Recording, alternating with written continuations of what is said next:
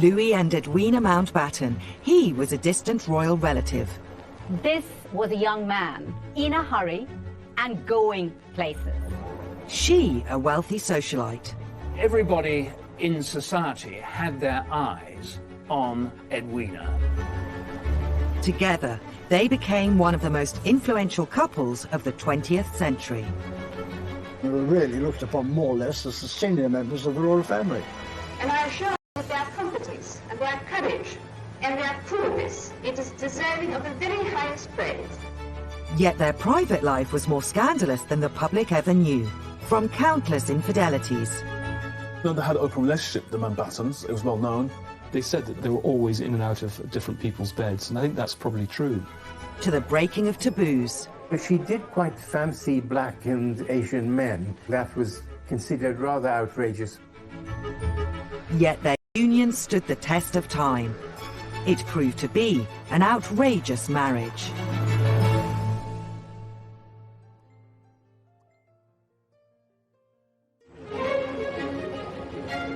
Lord Louis Mountbatten, distinguished naval officer and last Viceroy of India. He is perhaps best remembered as eldest statesman of the royals. He was uncle to Prince Philip, and he enjoyed an even closer bond with his great-nephew Prince Charles. Mountbatten's murder by the IRA in 1979 sent shockwaves through the family. There is a lesser-known yet vital part to Mountbatten's life, his extraordinary marriage, which began in July 1922. The Mountbatten wedding was a huge social event. 8,000 people were in Parliament Square for the wedding. There was a Pathé newsreel shot of it. I mean, the King and Queen attended as guests. Prince of Wales was the best man. It was a very, very glamorous occasion. In a way, it was a sort of royal wedding. 22-year-old Louis Mountbatten's bride was 20-year-old multimillionairess Edwina Ashley. They were the it couple of their time, with extraordinary connections right across society in the royal family. What you have, really, is the beginning of a kind of global superstardom here, with two incredibly glamorous, rich, royal celebrities who had an appeal beyond the shores of Great Britain itself. What was it about this new power couple that captured the interest of both the press and public?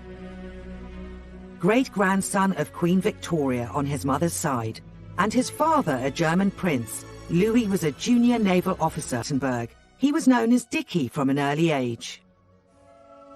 He was related to half the royal houses of Europe, really through Queen Victoria, who married off her children one by one, and so his network of connections was enormous.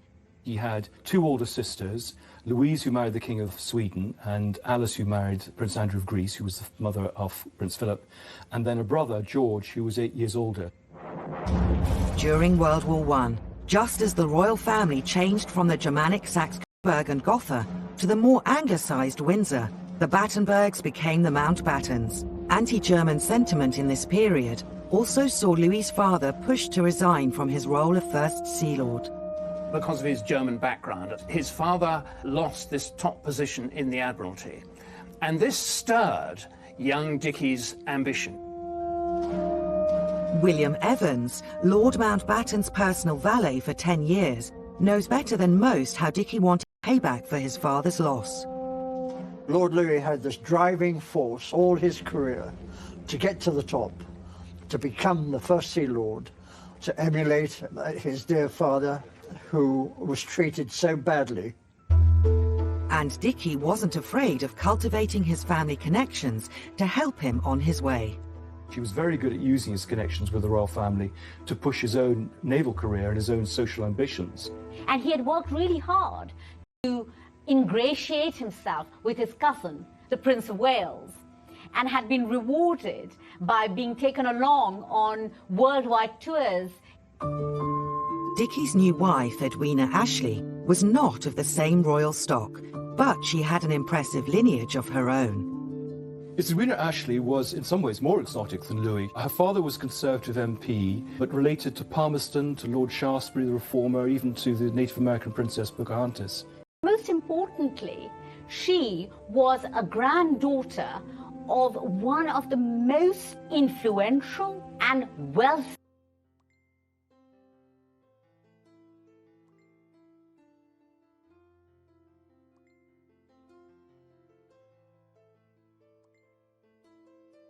German financiers in Europe. Ernest Cassel was one of the richest men in the world. He'd been the banker to Edward VII. In fact, Edward was named after Edward and was his godchild. The eldest of two daughters, Edwina was her maternal grandfather Sir Ernest's favourite. Despite being set to inherit millions, this never made up for the pain of losing her mother at the age of 9. She never wanted for... it was a very sad upbringing. Part of the unhappiness was not just that her mother had died. Her father remarried, and the stepmother was not very kind to the children. After going away to school, Edwina moved in with her grandfather. At the age of 18, she was launched into society. She was really the leading light of her generation in terms of glamour, in terms of richness, and as a desirable match. Everybody in society had their eyes on Edwina. And it was Dickie who won Edwina's heart after they met at Cows Week on the Isle of Wight in the summer of 1921. Dickie was tall, handsome, well-connected, and he was so clearly besotted with Edwina. It was very much a whirlwind romance. They clearly were thrown together at dances and things over the course of the Cows Week. They came back from Cows and he introduced her to his parents. So it really was a love match. Just a few weeks later, a double tragedy struck. Dickie's father, whom he idolised, died suddenly, followed 10 days later by Edwina's beloved grandfather. And so here were these two young people, and they were very young, who suddenly were, in a way, thrown together, not only by physical attraction, but by death and grief.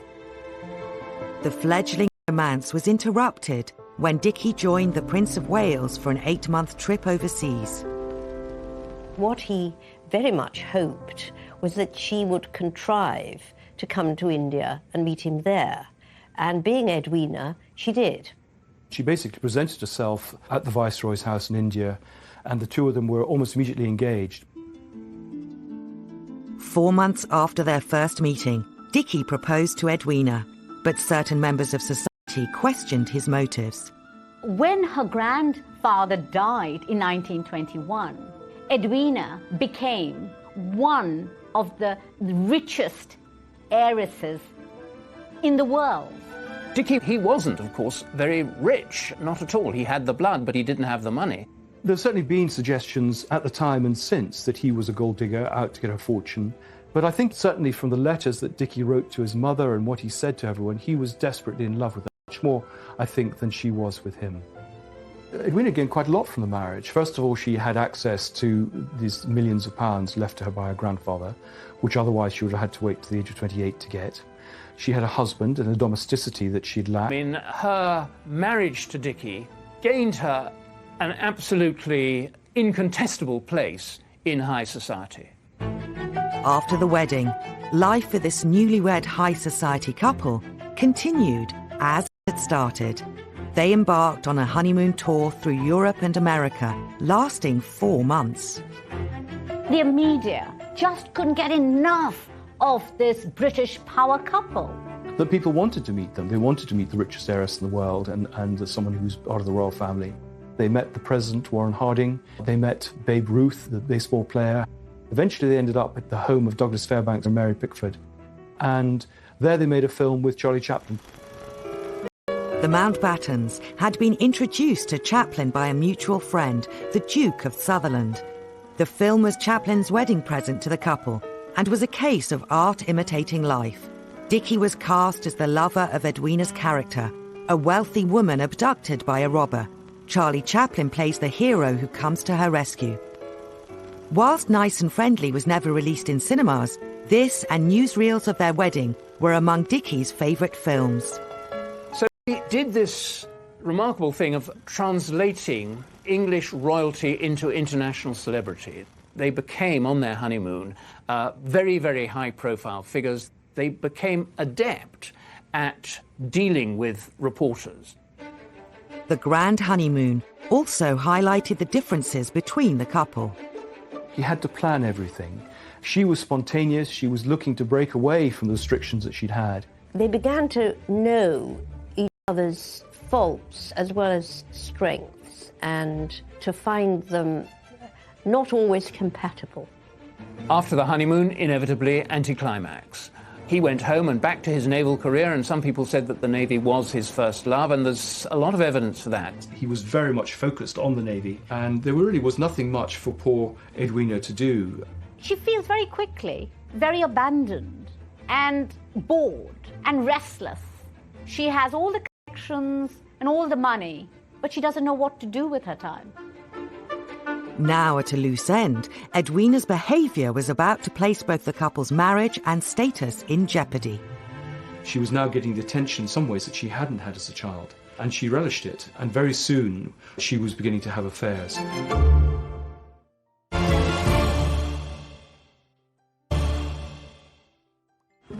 In July 1922, the marriage of Dickie and Edwina Mountbatten had combined wealth, good looks and royal connections to create one of the most powerful couples of the 20th century. Her career left behind the frustrated Edwina. She was a Navy wife, and she felt neglected. She was a highly intelligent girl at a time when aristocratic women were not really given much to do. So she got on with whatever there was available, if you like. And in the 20s, that was having a good time. People talk about the roaring 20s and 30s. It was roaring. It was a hedonistic lifestyle. Edwina was someone who loved a party, who liked pushing the boundaries. She was drawn to decadent nightclubs and dancing and unusual bohemian people. She didn't have to work, and so she lived in this extraordinarily sort of high-octane world of high society. Edwina briefly paused her partying ways when she gave birth to the couple's first child, Patricia, on Valentine's Day 1924. But she did not take easily to being a mother. After a few days, she's almost looking for a new diversion and very happy to let her young baby be taken care of by an army of nannies. She was not a maternal person, much more interested in going to parties late nights and mixing with young men. She was now getting the attention in some ways that she hadn't had as a child, and she relished it. And probably within 3 years of the marriage, she was beginning to have affairs. In 1925, her first lover was naval officer Hugh Molyneux, the heir to the Earl of Sefton, regarded as one of the best-looking men in society. And that affair lasted for about a year, and then she almost seamlessly moved to an American polo player, a rich man, heir to a £40 million fortune, called Stephen Laddie Sanford. There were quite a lot of rather nice-looking, tall, energetic, sporty sort of young men. That was the type that she liked. News of Edwina's colourful love life was yet to reach the wider public, but rumours began to circulate in high society. Dickie himself was quite unaware of this, involved in his career, climbing the ladder, and it was actually the Prince of Wales who told him that Edwina was committing adultery. I think he was desperately shocked. I think he had really put Edwina on a pedestal, and I think he just didn't want to believe what he might have been hearing. He wrote in his diary a curious, strange thing that David, the Prince of Wales, told me about Edwina. So he didn't really sort of believe it. The affairs continued, and more men joined Edwina's entourage of lovers. She was a very busy woman. I mean, if you look at her diaries, she was literally, he would have lunch with one and long talk into the night with another and went to a party with another. And there's a famous story about the maid saying to her when she came back from once to Sanford in the library, and what are we going to do with, you know, the new lover that had arrived on the doorstep? She was a woman of extraordinary energy, should we say. Edwina's behaviour was perhaps no different to that of her contemporaries. Notoriously, the Prince of Wales and others were pretty promiscuous. I don't think Edwina was that different from many of her close friends. I think she was a more public figure and there was more scrutiny. I think she was more brazen about it, cared less about what people felt. It soon became impossible for Dickie to ignore Edwina's extramarital relations, but rather than being angry, his response was more enlightened. He wanted to be an effective husband, and he felt he was letting her down. He certainly writes to her feeling that he's inadequate as a husband and as a lover and as a man. I think they soon realized that they were not sexually that well matched. I think he was not a particularly efficient lover. She expected more, and she got more from other men. Yeah, I think he'd been to a brothel to lose his virginity, but he'd had no real experience of women except in this rather romantic, airy-fairy way. He was very gallant, I think, at some level, in accepting the fact that he couldn't fulfill his wife's sexual appetites, and therefore tried to use that as an excuse to humour her extramarital affairs. Lord Louis was madly in love with her, so he put up with a lot. Some of Edwina's affairs were more difficult for Dickie to accept than others. I think the most important of the pre-war lovers were Laddie Sanford, and with whom she did discuss divorcing Dickie. That was not a relationship that Dickie liked at all. And Laddie Sanford did very much want Edwina to leave Dickie, and there was quite a sort of toing and froing and tug of war. Realising how much her relationship with Laddie had hurt her husband, Edwina had a prick of conscience. She wrote to Louis saying, "I feel I have been such a beast. I feel terribly about it all."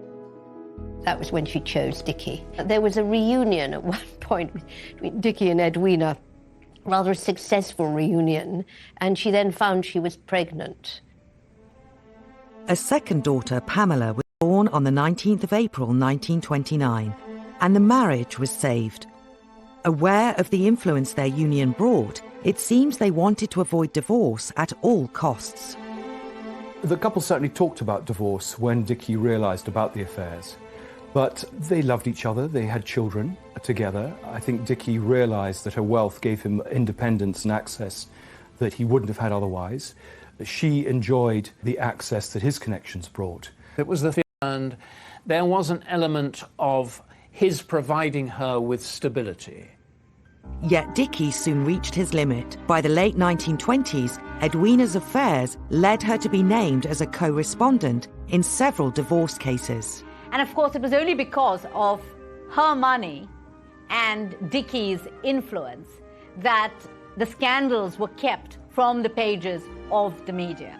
In 1931, news broke that Edwina was rumoured to be the other woman in the separation of Hollywood heavyweights Douglas Fairbanks and Mary Pickford. Stories followed that Edwina was seeking to divorce Dickie. A lot of this rumour mongering was damaging his position in society and therefore his professional career too. And I think that's what upset Dickie and upset the royal family, all this speculation about her private life. And that was the final straw for him. They had a showdown. He suggested they divorce, that he would move out. Edwina suddenly realised what she had done to a man she liked and a man she admired.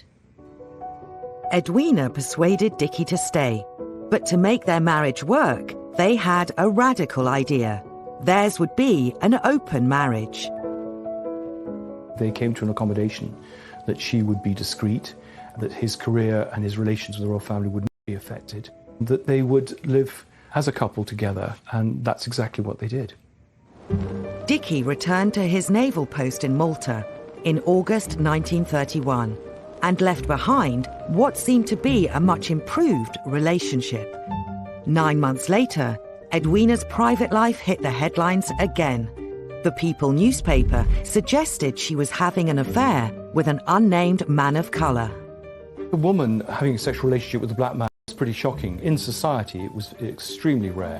Her name wasn't given, but it was perfectly clear what the article was about. Rumours flowed that actor Paul Robeson was the man involved, but the more likely candidate was famous musician Leslie Hutchinson. Leslie was born in Grenada. He actually went to America just around the time of the First World War to study medicine, but actually he was more interested in music.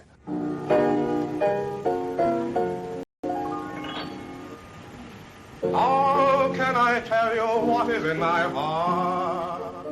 He was able to combine his talented piano playing and the way he came across in terms of his singing. That would touch not just black people, but particularly white people. I think Edwina had met him probably in the mid-1920s.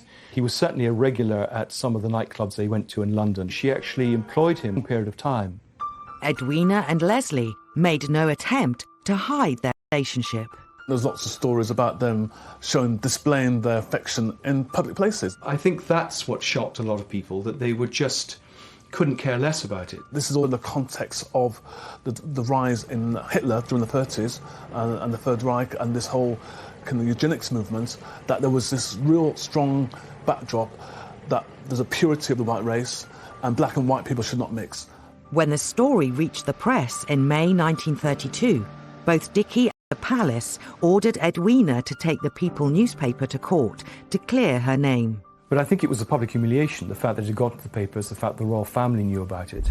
The case was held early one morning with no press there. They agreed to apologise, there were no damages. There's a PR strategy to stamp out this scandal, which if it rumbled, it might have an impact on the future of the royal family. Once again, Edwina's escapades had left Dickie badly hurt. But she was about to get a taste of her own medicine when he had an affair.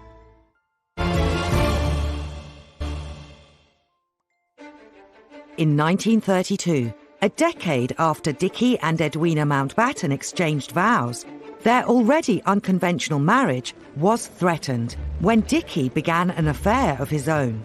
Dickie was slightly slow to take advantage of the open marriage that they were in effect having. Edwina reckoned that she should be free to play the field, whereas he should not. So the open marriage was only open as far as she was concerned. Dickie didn't wish to break his marriage vows. Edwina, for all her faults, was sufficient for him. He was devoted to his family. He was a very busy naval officer. And so I think that was one thing that he just didn't have time for until he met Yola. Dickie meets a vivacious, beautiful French socialite, Yola Letellier, who, amazingly, finds Dickie irresistible. The affair would last all of Dickie's life and was the first rival to his affections that Edwina had ever faced. Talk about double standards. I mean, Edwina was annoyed, shocked, horrified when she realizes that Dickie is serious about another woman. She was most upset and she felt badly treated by him. She wouldn't accept that what was sauce for the goose was sauce for the gander. But Edwina had a plan. She quickly turned anger into action and, surprisingly, affection. So she makes friends with Yola. Terrific friends, and these are the spas of Europe. Dickie is really very angry because he feels that Edwina has taken his girl away from him, which to a degree she has. On one occasion, Edwina writes to Dickie, hoping that he's not jealous that they are sharing a room on one of their trips away. That is one of the very strange things about their relationship.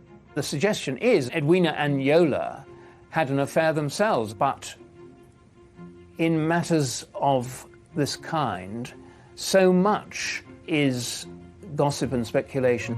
Whatever the true nature of their friendship, Yola was accepted into the family. But their threesome soon became a foursome when Edwina met a man who would mean much more to her than her previous flings. Bonnie Phillips was probably the most important of the pre-war lovers. He was a 6'5" Guards officer. He was a man who was effortlessly successful, and I think he was just a very kind, intelligent man with whom she felt a very strong bond. Bonnie Phillips, Harold, was very sporting. He was easy and charming, and Dickie liked him. He liked the dear old rabbit very much. And so Edwina then began her sort of third phase, if you like, the travel phase. And she and Bunny went all over the place, really very exciting adventures. The newly built Burma Road, China, all sorts of places, and sometimes with other people, sometimes with people who didn't actually exist, whom Edwina wrote reassuringly to Dickie about, to really, in a way, save Dicky's face. She was away for almost 2 years with Bunny, travelling. These home movies reveal that Edwina enjoyed a lifestyle far beyond the reach of ordinary Britons in the 1930s, when travel was a luxury reserved for the very rich. Dicky remained friendly with many of her lovers, and it was a way of, I suppose, keeping that connection going with Edwina. The public persona was that he was this very successful naval officer. He was being supported by his wife. But of course, the private reality was that she was not there most of the time. She was elsewhere with other people. Edwina and Bunny would enjoy their affair until Bunny's engagement in 1944, an event Edwina had been dreading. To her lasting regret, Edwina actually suggested one of her best friends, Gina Werner, might be a good partner for him. In fact, she introduced him and they married at the end of the war. Edwina was absolutely devastated. Her family talk of trying to keep an eye on her to prevent her committing suicide. Dicky was immensely sympathetic and kind to Edwina. He really felt for her. He knew how hurtful this was. On the couple's marriage. World War II. In many ways, the Second World War was the making or remaking of their marital relationship. And this was directly because Edwina, at long last, appeared to find a role for herself that she enjoyed and that kept her busy. She started being in charge of various nursing and medical organizations, which transformed her life, really. At last, she had a role, she had a mission. Edwina threw herself into new roles for the St. John's Ambulance and the Red Cross. Finally, she won respect from her husband and professional equality with him. At the Red Cross garden party in St. James's Palace, tribute is paid to the self-sacrifice of Red Cross and St. John nurses and workers by Lady Louis Mountbatten. I have seen them during the worst air raids, dealing with terrible casualties, cheering and reassuring the public, coping with any emergency. And I assure you that their competence and their courage and their coolness, it is deserving of the very highest praise. Mountbatten was amazed and impressed at the transformation that he saw in Edwina during the war. No longer did he find a spoiled, bored housewife, but a professional woman who was spending every moment of her time and all her energies trying to do a professional job, just like he was. It made them a team. They were a team. They respected each other. They admired each other. In fact, Dicky at one point wrote to Edwina admiringly and said, we really do owe this to Hitler. While Edwina worked tirelessly at home, Dicky was still in pursuit of naval glory, at the helm of HMS Kelly off the coast of Crete. Dicky Mountbatten was known in the Admiralty as the master of disaster. He had a destroyer which went from one glorious defeat to another, as one naval officer put it. He was reckless, he handled his ship extremely badly. He was much frowned upon by the other chiefs of staff who thought that he was an amateur and grossly over-promoted, which he was. But he did have certain things going for him. One of those things was that he was tremendously good at human relations. So he was able to use personal charisma to promote himself. War had united the Mountbattens in their marriage, but victory for the Allied forces in Europe brought conflict to the couple once again. The end of the war brought Dicky huge accolades. I mean, every country wanted to give him awards, and he loved having decorations. But I think for Edwina, it was a step. So she was a slightly lost soul again. So it was really a rerun of what had been happening before the war. She had been separated. She'd had various lovers, including the head of CBS Records and Film, Bill Paley. And I think it was very hard for her. Edwina resumed her bed hopping, while Dicky's extramarital activities had broadened beyond YOLO. All were conducted with discretion, but rumours about the couple reached America. The FBI had opened a file for the Mountbattens during the war when he was appointed as the Supreme Allied Commander. They interviewed a woman called Lady Desise, who was a society hostess, and she revealed that the Mountbattens, she thought, were people with very low morals, and in her phrase, Mountbatten was a homosexual. The FBI was always drawing up reports on people, notorious people, and people who might be vulnerable to blackmail. And You say, well, where is the evidence? Where is the evidence? This is the entertainment of life. How do we know? How do we know? Rumour mongering was common in society, and the FBI claims were never corroborated. A high-profile couple such as the Mountbattens was always going to be a target for gossip. While their reputation remained intact, the biggest test for the couple was yet to come. Could their position and influence survive a scandal set on the world stage?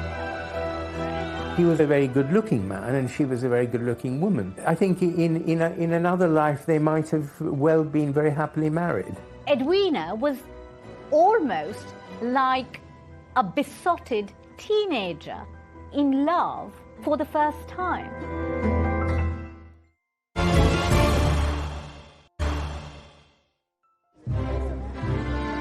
By the mid-1940s, the Mountbattens had weathered many a storm.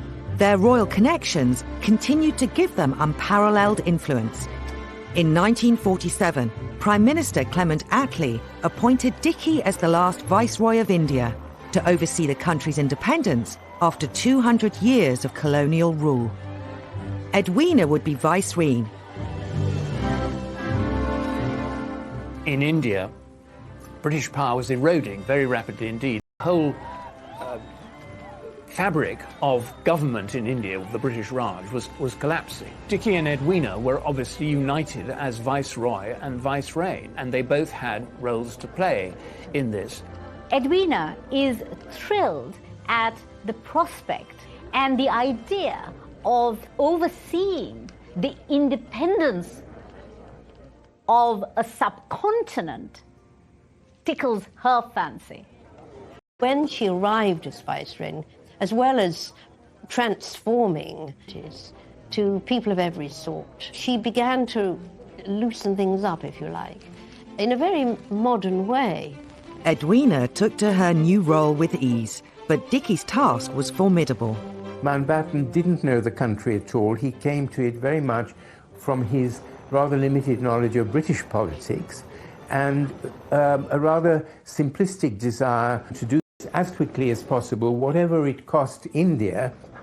He was negotiating with the Muslim leader, Muhammad Ali Jinnah, and leader of the Congress Party, Jawaharlal Nehru, a Cambridge-educated intellectual with whom Edwina fell in love. Edwina was almost like a besotted teenager in love for the first time. They endlessly talked. They endlessly wrote letters to each other, all of which I've read over years and years. I call it poetry and philosophy, about their feelings, about their aims, their ambitions. He was a very intelligent man, very erudite and well-read. And it was a sort of mature relationship. They were soulmates.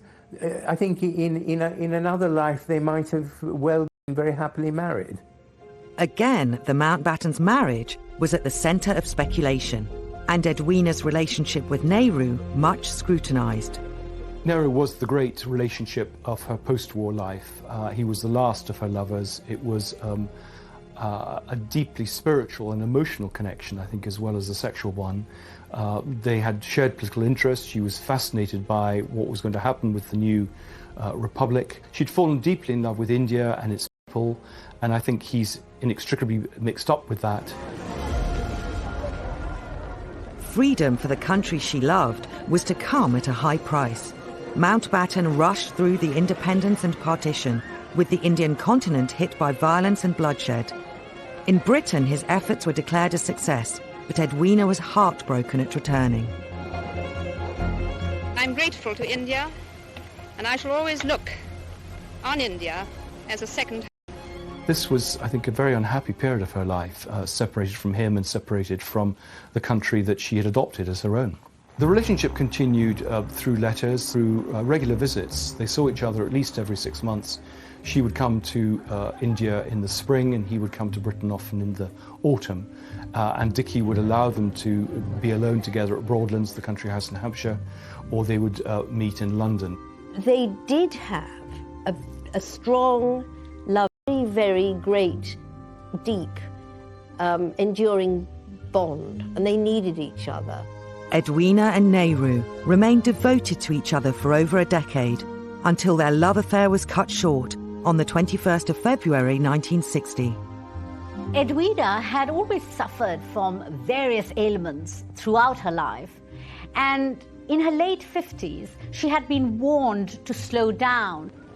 She was travelling a lot for the Red Cross and St John Ambulance, and indeed it was on one of those trips that she died. She wore herself out. She had visited Nehru in India, then gone on to Singapore. She was found in the morning, having had a fatal coronary thrombosis, surrounded by Nehru's letters. It is a mark of the deep love they shared for the rest of their lives. I can't think of anything more moving than that. Dickie learnt about the death in the middle of the night. He got a phone call and was devastated. At Edwina's request, she was buried at sea, attended by the royal family, Dickie and their children. He was devastated, absolutely devastated, and he just wanted to die. He was so lonely. Even though they led almost separate lives, they did get on, and towards the end, they were real pals, real friends. He threw himself into his work. He had another 5 years in the Navy. There were a number of affairs. He had been very close to the young naval officers that he served with, who he'd entertained for the weekend. Often the wives came and stayed slightly longer than the husbands. As Lord Mountbatten's personal valet for 10 years, William Evans had an opportunity to see his lifestyle up close. He liked pretty girls. They were nearly all married, but they were very lovely. His greatest joy was to have them out for riding at Broadlands. It's the thing that he loved. He had an affair with Shirley MacLaine, and she was often at Broadlands. So there were a lot of women in his life. He certainly acted like a man much younger than his age. Alongside titillating affairs, naval business kept Dickie busy. He finally achieved his lifelong ambition of becoming First Sea Lord in 1954. Even after the death of his wife, he continued his pursuit of self-promotion, and his influence within royal circles would grow in strength. Mountbatten became Prince Charles's honorary grandfather, much adored by Prince Charles. The relationship with the Prince of Wales, and he stayed there with Lord Louis whenever possible. They were very, very close. They were more like father and son. Keen for Charles to avoid the same lack of sexual experience that had affected him, Dickie took him under his wing. Every weekend, when Prince Charles came up, there would be different girlfriends there for him to go through. Charles was so embarrassed at times because he knew he was being matched up all these different society girls, all these pretty young debutantes. Prince Charles doted on his honorary grandfather, and when Mountbatten died, Prince Charles was absolutely devastated. On the 27th of August 1979, while holidaying at his family estate in Ireland, Lord Mountbatten was assassinated while on a fishing trip by an IRA bomb. A state funeral paid tribute to his extraordinary life and career, but in death, rumour and speculation have continued to cast shadow over his achievements. There are all sorts of people exchanging gossip about Mountbatten's affairs. I think we have to wait for more of the files to be opened, the private correspondence, before we actually get at the truth of all this. Sealed by a government order, many of Dickie and Edwina's personal letters and diaries remain a mystery, but it's certain that they lived extraordinary lives with great passion.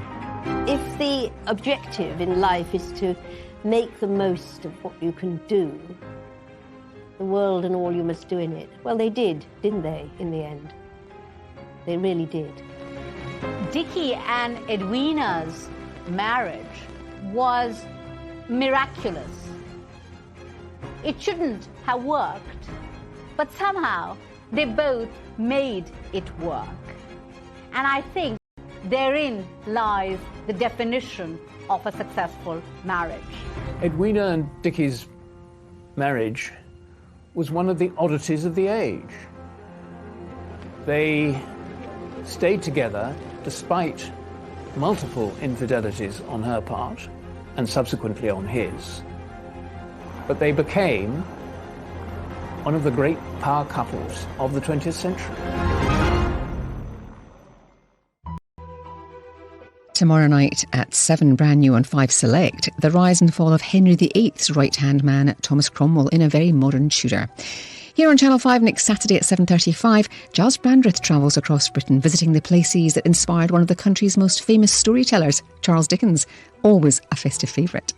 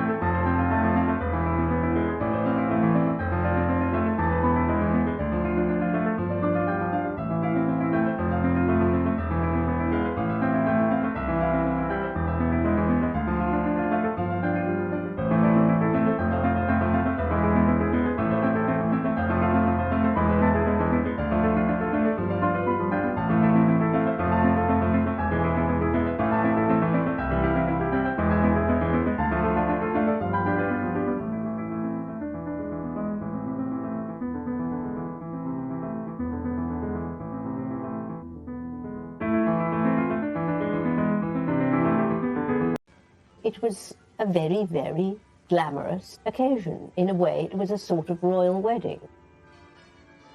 22-year-old Louis Mountbatten's bride was 20-year-old multimillionairess Edwina Ashley. They were the it couple of their time, with extraordinary connections right across society and the royal family. What you have, really, is the beginning of a kind of global superstardom here, with two incredibly glamorous, rich, royal celebrities who had an appeal beyond the shores of Great Britain itself.